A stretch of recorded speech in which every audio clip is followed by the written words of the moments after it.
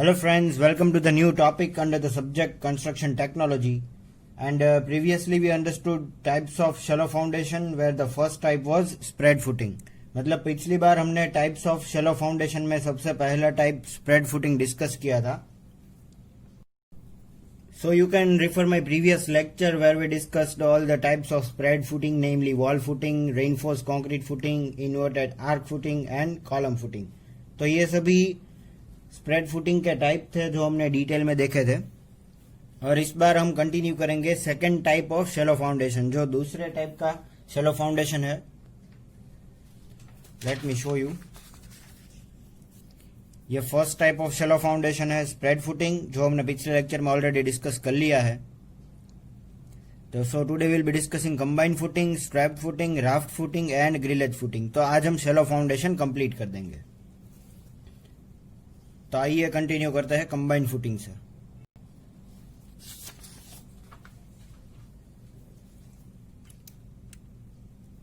A combined footing supports two columns. It may be rectangular or trapezoidal in shape.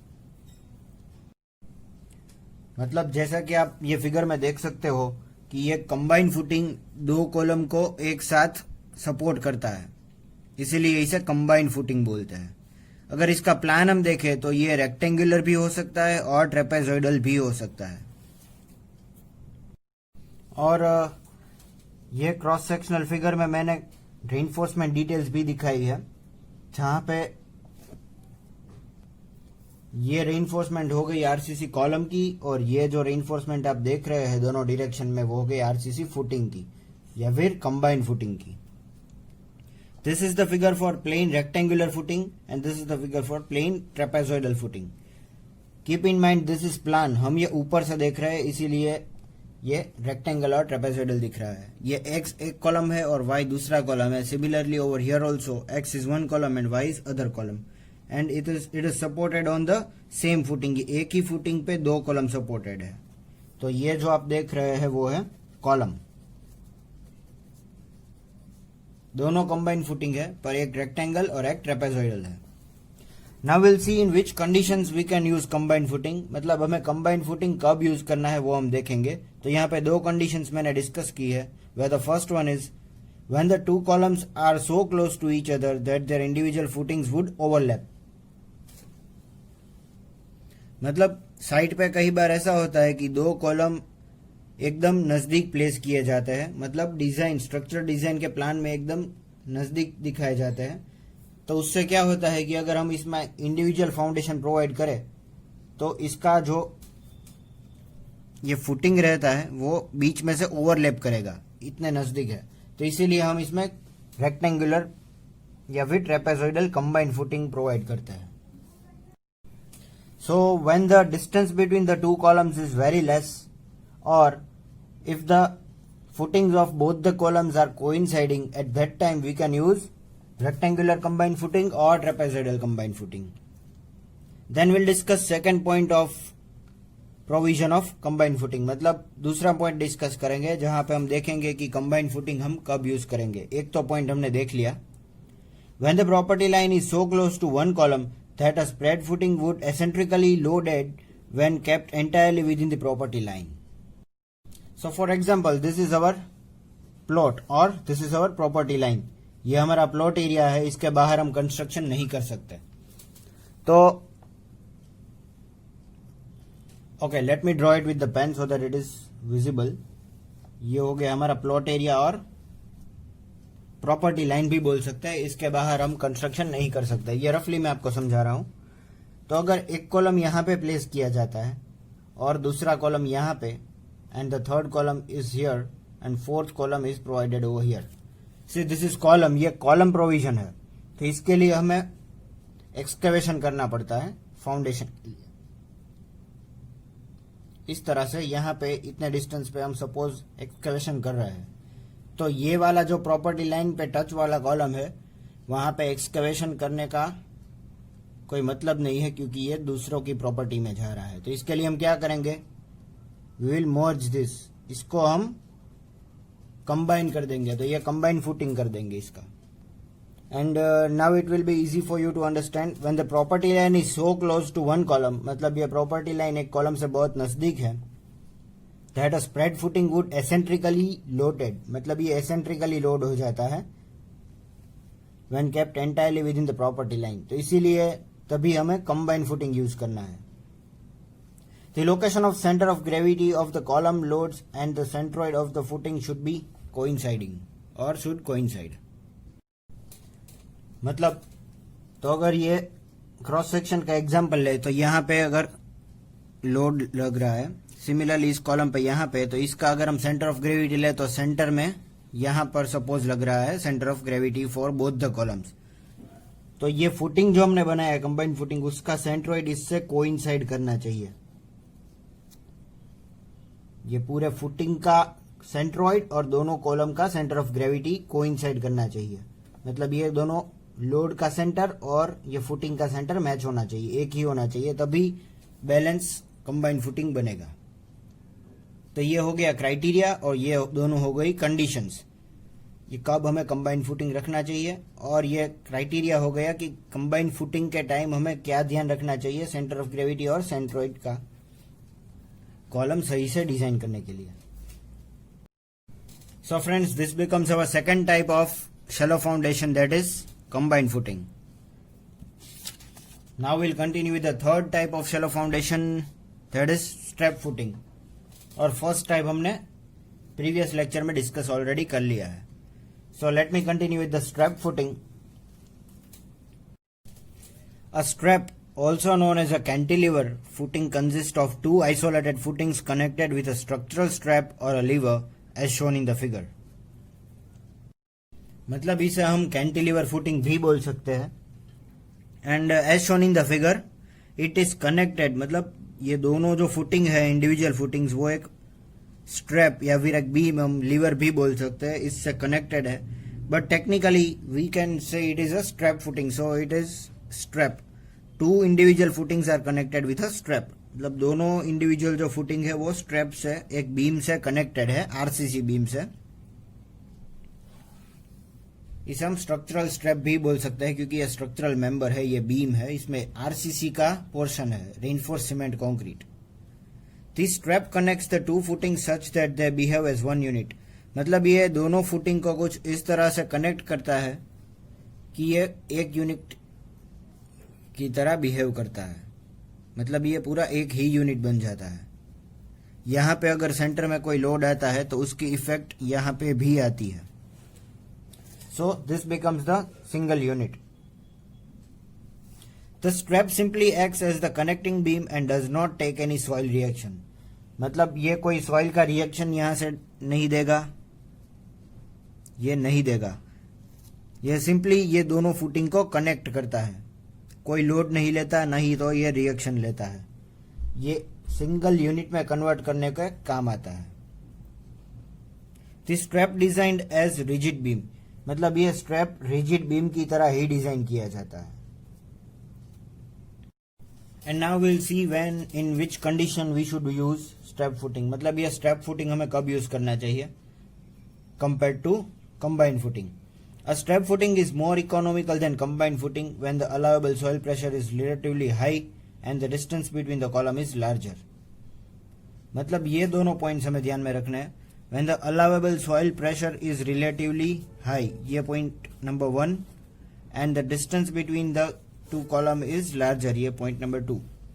मतलब जब जब ये दोनों क्राइटेरिया अफेक्ट करते हैं, allowable soil pressure is relatively high, मतलब ये बॉटम से जो प्रेशर दे रहा है फाउंडेशन पे पूरे, वो बहुत ज्यादा है कंपेयर टू कंबाइंड फुटिंग. मतलब तब हमें स्ट्रैप फुटिंग यूज करना है. And the second point is the distance between the column is larger. मतलब कंबाइंड फुटिंग की कंपैरिजन में अगर ये जो डिस्टेंस है between the two column, this distance, if this distance is very large and we need to act both the columns as a single unit और both the footings as a single unit, at that time we can use strap footing. जब यह distance ज्यादा है और हमें ये पूरा एक ही यूनिट बनाना है, तब हम स्ट्रैप बीम कनेक्ट कर सकते हैं ये दोनों फुटिंग में और स्ट्रैप फुटिंग बना सकते हैं. तो ये हो गई बात स्ट्रैप फुटिंग की, जहां पर ये हो गया एलिवेशन दोनों फुटिंग का, ये हो गया ग्राउंड लेवल, ये ग्राउंड लेवल है. और ये है प्लान, ऊपर से देख रहे हैं हम, तो कुछ इस तरह से दिखाई देगा। ये हो गया step footing and it was the third type of shallow foundation. फिर इसके बाद हम कंटिन्यू करेंगे with the fourth type of shallow foundation, that is raft foundation. ये हो गया हमारा fourth type. Okay, a raft or a mat foundation. See, this is also known as mat foundation. There are two names for this, raft or mat, and this is a logical name. You'll understand when we start with the figure. Is a large slab supporting a number of columns and walls under the entire structure or a large part of this structure. मतलब अगर हम यहाँ पे इसके ऊपर हम ground level पे यहाँ पे कुछ स्ट्रक्चर बना रहे हैं, यहाँ पे हमारा स्ट्रक्चर सुपर स्ट्रक्चर खड़ा है, तो इसके नीचे हम एक पूरा कवर कर दे इस तरह से कुछ एक स्लैब बनाएंगे और यह स्लैब सभी कॉलम्स और वॉल्स को इसके ऊपर सपोर्ट देगा। So now you will be able to understand large slab supporting number of columns. तो ये स्लैब है वो नंबर ऑफ कॉलम्स को सपोर्ट देता है and walls also under the entire structure, मतलब ये पूरे स्ट्रक्चर के नीचे ये स्लैब होता है और a large part of the structure. तो अब आप समझ चुके होंगे कि हमें राफ्ट फाउंडेशन या फिर मैट फाउंडेशन करने के लिए पूरे स्ट्रक्चर के नीचे एक एक्सकवेशन करके एक स्लैब खड़ा करना पड़ता है और ये इकोनॉमिकल नहीं रहता। तो ये हो गया हमारा एलिवेशन, साइड व्यू है ये पूरे सुपर स्ट्रक्चर या फाउंडेशन का, और ये है plan of the raft foundation और मैट फाउंडेशन, ये हम ऊपर से देख रहे हैं। तो ये पूरा एक स्लैब है जो ग्राउंड लेवल के नीचे है, क्योंकि ये फुटिंग है इसीलिए टाइप ऑफ शैलो फाउंडेशन। ये वो दो वॉल को सपोर्ट दे रहा है और 1 2 3 4 5 6 7 8 एंड 9 कॉलम्स को एक साथ सपोर्ट दे रहा है। तो जैसे हमने कंबाइन फुटिंग देखा वो एक साथ दो कॉलम को सपोर्ट दे रहा था, वैसे ही ये मैट या फिर raft foundation number of columns को एक साथ सपोर्ट करता है। A raft foundation is suitable under the following situations. मतलब अब हम देखेंगे कि ये raft foundation though it is uneconomical, when should we use, मतलब ये कब इस्तेमाल किया जाना चाहिए, दो इट इज अनइकोनॉमिकल, ये इकोनॉमिकल नहीं है फिर भी हमें यूज करना है, पर कब। So the first point is when the allowable soil pressure is लो।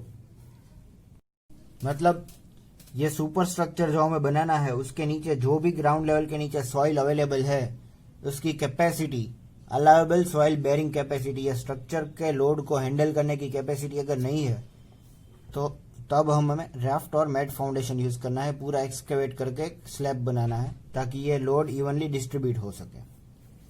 तो ये हो गया हमारी फर्स्ट सिचुएशन, तब हमें राफ्ट फाउंडेशन यूज करना है। Then the second is when the structural load is are heavy, मतलब कंपेयर टू द सॉइल, अगर हम सॉइल का एग्जांपल नहीं लेते तो सुपर स्ट्रक्चर के ऊपर जो कुछ भी लोड आ रहा है वो अगर एक्स्ट्रा ऑर्डिनरी है, हद से ज्यादा लोड आ रहा है, तब हमें यहाँ पे राफ्ट फाउंडेशन मतलब मैट फाउंडेशन इस्तेमाल करना है। तो दो कंडीशंस हो गई, एक तो सॉइल बेरिंग कैपेसिटी इनफ नहीं है और दूसरा है एक्स्ट्रा ऑर्डिनरी लोड्स है। तो ये दोनों पॉइंट डिस्कस कर लिए। And the third point is when the columns and the walls are so close that their individual footings would overlap. Similarly, as we saw in the combined footing, when two columns are so near to each other, at that time we should provide combined footing so that their individual footings does not overlap. In the similar way, in the raft foundation, we need to take care about the distance between the columns. If this column distance is very less, then this individual foundations or individual column footings would overlap. मतलब यहाँ पर भी हमें ध्यान रखना है कि अगर ये सभी कॉलम्स के बीच का डिस्टेंस बहुत कम है तो ऐसा हो सकता है कि इसके जो इंडिविजुअल फुटिंग अगर इसमें हम करें तो ये ओवरलैप हो जाए। तो ये ओवरलैपिंग अवॉइड करने के लिए हम पूरा एक ही फाउंडेशन, एक ही यूनिट बनाते हैं जिसे बोलते हैं मैट या फिर राफ्ट फाउंडेशन। तो ये हो गया हमारा third point. And then will continue with the fourth point, that is where there is a large variation in the loads on the individual columns. मतलब ये सभी कॉलम्स पे कुछ ना कुछ लोड सपोज यहाँ पे सेंटर पे लग रहा है, तो ऐसा हो सकता है कि इसमें ह्यूज वेरिएशन है, मतलब बहुत ही डिफरेंस है। यहाँ पे बहुत कम लोड लग रहा है तो यहाँ पे बहुत ही ज्यादा लोड लग रहा है। तो ये इसे बोलते हैं huge variation in the loading, मतलब सुपर स्ट्रक्चर से लोड आ रहा है वहां पे बहुत ज्यादा डिफरेंस है। तो ये सभी लोड्स को इवनली डिस्ट्रीब्यूट करने के लिए हम इसके नीचे एक स्लैब प्रोवाइड करते हैं जिसे बोलते हैं मैट या फिर raft. So where there is large variation in the loads on the individual columns. तो ये हो गया हमारा fourth point. And the fifth one is when the foundation soil is non homogeneous and there are chances of differential settlement. मतलब ये जो अगर हम एलिवेशन कंसीडर करते हैं तो इसके नीचे जो कोई भी सॉइल है उसकी बेयरिंग कैपेसिटी अलग अलग है। यहाँ पे कुछ अलग सॉइल है, यहाँ पे कुछ अलग सॉइल है और यहाँ पे कुछ अलग सॉइल है। तो इसका मतलब है कि कभी कभार ऐसा हो सकता है कि यहाँ पे सेटलमेंट आ जाए और यहाँ पे नहीं आए, तो ये अनइवन सेटलमेंट इसे बोलते हैं। मतलब ये पूरा स्ट्रक्चर थोड़ा सेटल हो जाता है। तो इस कंडीशन में हमें राफ्ट या फिर मैट फाउंडेशन यूज करना है ताकि ये पूरा एक यूनिट बन जाए और इसकी डिफरेंशियल सेटलमेंट ना हो। तो यहाँ पे हमारा की पॉइंट बनता है differential settlement.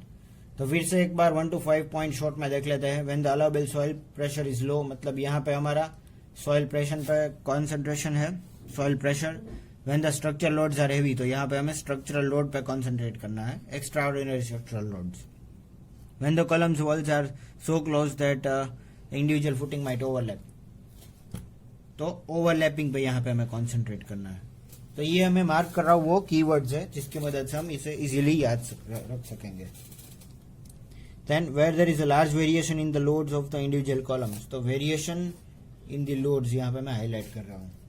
And the fifth point is when the foundation soil is non-homogeneous and there is chance of differential settlement, तो ये नॉन होमोजीनियस और डिफरेंशियल सेटलमेंट को हाईलाइट कर रहा हूँ।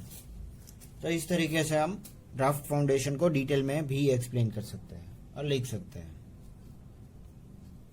तो ये हो गया हमारा fourth type of shallow foundation. And then we will continue with our last and the fifth type, that is grillage foundation. और ये शैलो फाउंडेशन का आखिरी टाइप है। This is the fifth type.